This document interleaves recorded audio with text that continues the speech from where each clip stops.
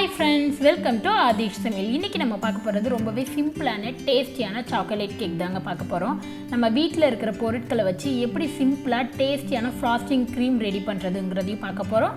அதே போல நம்ம இன்னைக்கு கேக் குக்கர்ல தான் பேக் பண்ண போறோம். அவன் எதுவும் யூஸ் பண்ணி செய்ய போறது இல்ல. அதனால இது ரொம்பவே டேஸ்டியாவும் இருக்கும்.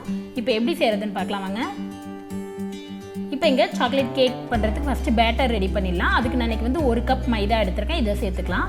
உங்களுக்கு மைதா வேணாம் அப்படினா நீங்க கோதுமை மாவு சேர்த்துக்கலாம். இதோட 1/4 கப் கொக்கோ பவுடர் சேர்த்துக்கலாம். இத சலிச்சு சேர்த்துக்கோங்க. அப்படியே சேர்த்தீங்கன்னா கெட்டியா இருக்கும். அதனால கேக் நமக்கு சாஃப்ட்டா இருக்காது.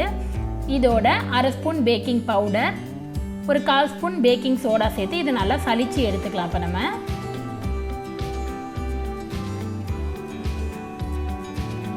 இப்போ பாருங்க நல்லா சலிச்சு எடுத்தாச்சு. இப்போ இதோட ஒரு 1/2 கப் அளவு நல்லா பவுடர் பண்ண சுகர் எடுத்து வச்சிருக்கேன். இத சேர்த்துக்கலாம்.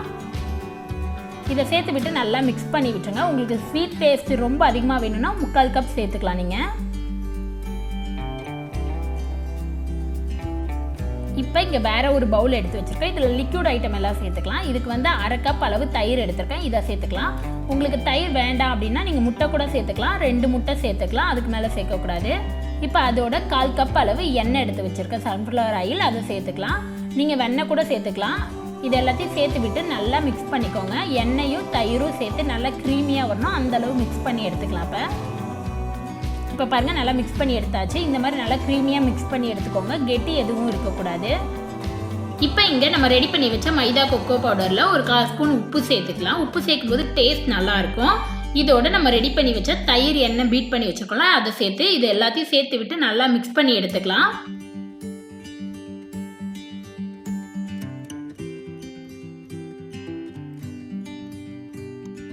இப்போ பாருங்க நல்லா mix பண்ணியாச்சு. இதோட ஒரு 1/4 கப் அளவு பால் எடுத்து வச்சிருக்கேன். இதை கொஞ்சம் கொஞ்சமா சேர்த்து நல்லா mix பண்ணிக்கலாம். நான் இன்னைக்கு காய்ச்சாத பால் தான் எடுத்திருக்கேன். நீங்க காய்ச்சின பால் எடுத்தீங்கன்னா நல்லா ஆறி இருக்கணும். இப்போ இது எல்லாத்தையும் சேர்த்து நல்லா mix பண்ணிக்கலாம்.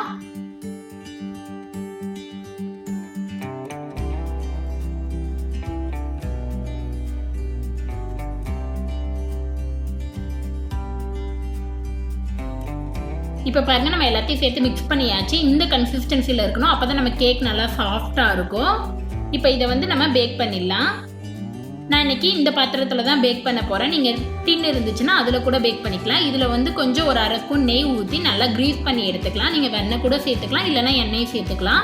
இதுல இன்னைக்கு நான் பட்டர் ஷீட் வைக்கிறேன். நீங்க பட்டர் ஷீட் வைக்கலனா கொஞ்சம் மைதா போட்டு டஸ்ட் பண்ணி எடுத்துக்கோங்க. இப்போ நம்ம ரெடி பண்ணி வச்ச கேக் பேட்டரை இதுல ஊத்திக்கலாம்.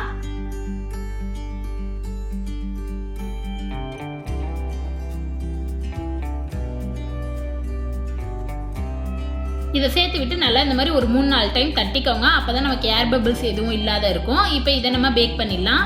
இன்னைக்கு நம்ம குக்கரில் தான் பேக் பண்ண போறோம். இந்த மாதிரி ஒரு ஸ்டாண்ட் வச்சு மூடி போட்டு மூடி மீடியம் ஃப்ளேம்ல 10 நிமிஷம் ப்ரீ ஹீட் பண்ணிக்கோங்க குக்கரை. இப்போ இங்க 10 நிமிஷம் ஆகிடுச்சு. நம்ம ஓபன் பண்ணிக்கலாம். இப்போ நம்ம ரெடி பண்ணி வச்ச கேக் டின்னை எடுத்து வச்சுக்கலாம். இதை வச்சுட்டு கேஸ்கட் வெயிட் எதுவுமே போடாத நம்ம மூடிடலாம். நம்ம வைக்கிற கேக் டின் சைடில் உரசாத அளவுக்கு பார்த்துக்கோங்க. இப்போ இதை மூடிட்டு நல்லா மீடியம் ஃப்ளேமில் நல்லா ஒரு 35லேருந்து 40 நிமிஷம் பேக் பண்ணி எடுத்துக்கலாம். மீடியம் டு ஸ்லோ ஃப்ளேம்குள்ளே தான் இருக்கணும். இப்போ கேக் பேக் ஆகிட்டு இருக்க நேரத்தில் நம்ம ஃப்ராஸ்டிங் க்ரீம் ரெடி பண்ணிடலாம். அதுக்கு இங்கே ஒரு கடாயில் 2 கப் அளவு பால் சேர்த்துக்கலாம். நான் 400 ml இன்னைக்கு சேர்த்துருக்கேன்.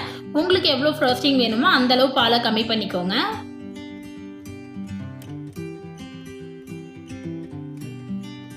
இப்போ அடுப்பை நல்லா ஸ்லோ ஃப்ளேமில் வச்சுட்டு இதோட ஒரு 4 ஸ்பூன் அளவு மைதா எடுத்துருக்கேன். இதை சேர்த்துக்கலாம். இதை சேர்த்து விட்டு நல்லா கெட்டி இல்லாத அளவுக்கு நல்லா மிக்ஸ் பண்ணி எடுத்துக்கலாம்.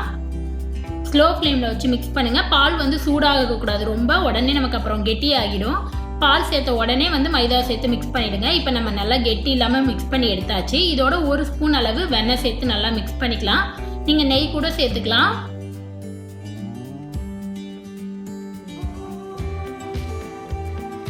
இப்போ வெண்ணெய் சேர்த்து விட்டு நல்லா மிக்ஸ் பண்ணியாச்சு. நல்லா அடுப்பை ஸ்லோ ஃப்ளேம்லேயே வச்சு மிக்ஸ் பண்ணுங்க, இல்லைனா கெட்டி ஆகிடும், அடியில் காந்திடும்.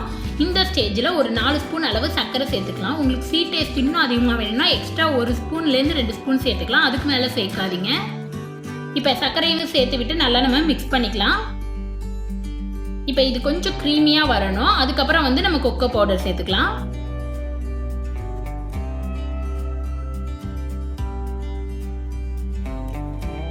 இப்போ பாருங்கள் நமக்கு நல்லா க்ரீமியாக வந்துருச்சு. இப்போ 2 ஸ்பூன் அளவு கொக்கோ பவுடர் சேர்த்துக்கலாம். உங்ககிட்ட கொக்கோ பவுடர் இல்லை அப்படின்னா 1 ஸ்பூன் அளவு காஃபி பவுடர் சேர்த்துக்கலாம். இல்லைன்னா சாக்லேட் கூட கொஞ்சம் சேர்த்துக்கலாம் காஃபி பவுடரோட. இதையும் சேர்த்து விட்டு அந்த பால் கொக்கோ பவுடர் ரெண்டும் நல்லா மிக்ஸ் ஆகி வரணும். அந்தளவு நல்லா மிக்ஸ் பண்ணி எடுத்துக்கலாம் நம்ம.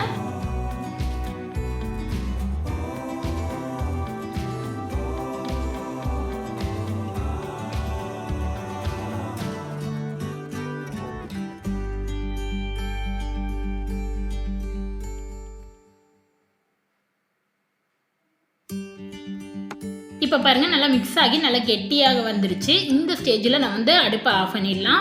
ரொம்ப தண்ணியாகவும் இருக்கக்கூடாது, கெட்டியாகவும் இருக்கக்கூடாது. இந்த கன்சிஸ்டன்சியில் இருந்தால் தான் நமக்கு ஆறும்போது இன்னும் கொஞ்சம் கெட்டிப்படும், கரெக்டாக இருக்கும். நம்ம நல்லா கெட்டியாக விட்டு ஆஃப் பண்ணோம்னா நமக்கு ரொம்ப கெட்டியாகிடும். தண்ணியாக ஆஃப் பண்ணனால நமக்கு நல்லா இருக்காது ஃப்ராஸ்டிங்க்கு. அதனால் இந்த ஸ்டேஜில் அடுப்பு ஆஃப் பண்ணிக்கலாம். இது நல்லா ஆறணும், அதுக்கப்புறம் தான் நம்மளை அப்ளை பண்ணணும். இப்போ கேக் வெந்துருச்சா இல்லையா நம்ம பார்க்கலாங்க. இப்போ இங்கே கரெக்டாக 40 நிமிஷம் ஆகிடுச்சு. நம்ம ஓப்பன் பண்ணி பார்க்கலாம் கேக் வெந்திருக்கான்னு.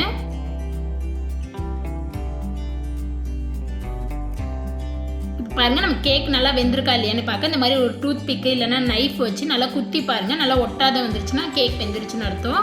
இப்போ கேக் நல்லா வெந்துருச்சு. அடுப்பு ஆஃப் பண்ணிடலாம். இதை வந்து வெளியில் எடுத்து வச்சிடலாம். இப்போ இதை வெளியில் எடுத்து வச்சுட்டு நல்லா ஒரு 10 நிமிஷம் அப்படியே விட்டுருங்க. நல்லா ஆறட்டும். நம்ம அதுக்கப்புறம் வேறு ஒரு பிளேட்டில் மாற்றிக்கலாம். இப்போ இங்கே நல்லா ஆறிடுச்சு. இதை வேறு ஒரு பிளேட்டில் மாற்றி எடுத்துக்கலாம். அதுக்கு வந்து ஒரு நைஃப் வச்சு சைடெல்லாம் எடுத்து விட்டுருங்க. உங்களுக்கு நைஃப் வச்சு எடுக்கணுன்ற அவசியம் கூட இல்லை, நல்லா எடுத்துகிட்டு வரும். இருந்தாலும் அப்படியே எடுத்து விட்டுருங்க. இப்போ இதை ஒரு பிளேட் வச்சு தலைகீழ நம்ம கவுத்து எடுத்துக்கலாம். பாருங்கள் நம்ம கேக் வந்து ஒட்டாத நல்லா அவ்வளோ சாஃப்டாக வந்துடுச்சு. இப்போ மேலே உள்ள பட்டர் ஷீட்டை ரிமூவ் பண்ணிடலாம்.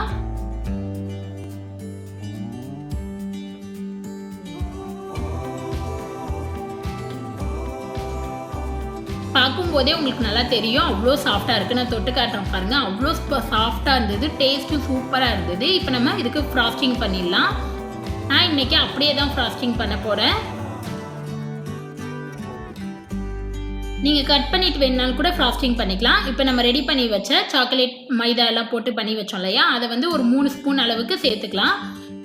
இதை சேர்த்து விட்டு இந்த மாதிரி ஒரு நைஃப் வச்சு நல்லா சரிப்படுத்தி விட்டுருங்க. சைடு மேலே எல்லா இடத்துலையும் படுற மாதிரி நல்லா நம்ம அழகாக டெக்கரேட் பண்ணி எடுத்துக்கலாம். இப்போ இதை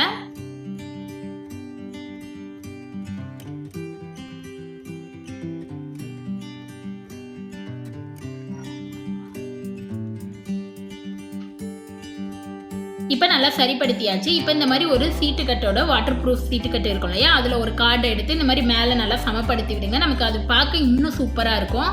நல்லா சைடெல்லாம் அந்த மாதிரி அந்த சீட்டை வச்சு பண்ணும்போது இன்னமும் நமக்கு நல்லா இருக்கும். கடையில் வாங்குற மாதிரியே இருக்கும். இது நீங்கள் பண்ணலைனாலும் நல்லா தான் இருக்கும். ஆனால் உங்களுக்கு இன்னும் நல்லா பர்ஃபெக்டாக வேணும்னா இந்த மாதிரி பண்ணிக்கோங்க.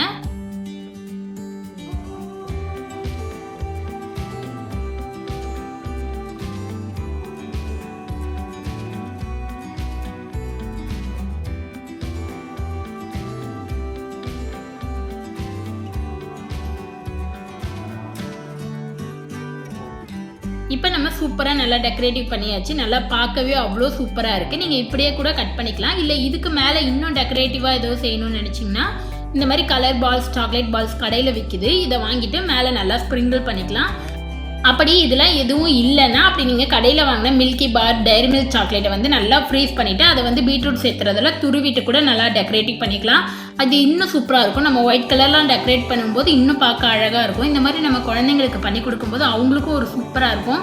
நமக்கு தெரிஞ்சவங்களுக்கு, நமக்கு பிடிச்சவங்களுக்கு யாருக்காவது பர்த்டே, வெட்டிங் டே இந்த மாதிரி ஒரு ஃபெஸ்டிவல் டைமில் நம்ம செஞ்சு கொடுத்தோம்னா அவங்களுக்கும் ரொம்ப ஹாப்பியாக இருக்கும், நமக்கும் ரொம்ப ஹாப்பியாக இருக்கும். அவ்வளோதான் ஃப்ரெண்ட்ஸ், நம்மளோட கேக் வந்து சூப்பராக ரெடி ஆகிடுச்சு. நல்லா அவ்வளோ சாஃப்டாக நல்லா டேஸ்டியாக இருந்தது. கண்டிப்பாக நீங்களும் ட்ரை பண்ணி பாருங்கள். நான் உங்களுக்கு இதை இப்போ கட் பண்ணி காட்டுற பாருங்கள். நமக்கு கட் பண்ணும்போதே நல்லா தெரியும் அவ்வளோ சாஃப்டாக இருந்தது. அவ்வளோதான் ஃப்ரெண்ட்ஸ், நம்மளோட சாக்லேட் கேக் சூப்பராக ரெடி ஆகிடுச்சு. நம்ம வீட்டில் உள்ள பொருட்களை வச்சு நமக்கு பிடிச்ச மாதிரியான செய்யும்போது ரொம்பவே டேஸ்ட்டாக இருக்கும். கண்டிப்பாக நீங்களும் ட்ரை பண்ணி பாருங்கள். உங்களுக்கு இந்த வீடியோ பிடிச்சிருந்துச்சுன்னா லைக் பண்ணுங்கள், ஷேர் பண்ணுங்கள், கமெண்ட் பண்ணுங்கள், மறக்காமல் சப்ஸ்கிரைப் பண்ணுங்கள். கூடவே இருக்கிற பெல் பட்டனை ப்ரெஸ் பண்ணுங்கள். அப்போ தான் நான் எப்போ வீடியோ போட்டாலும் உங்களுக்கு நோட்டிஃபிகேஷன் வரும். நெக்ஸ்ட்டு ஒரு நல்ல ரெசிபியில் உங்களை பார்க்குறது வரைக்கும் பாய்.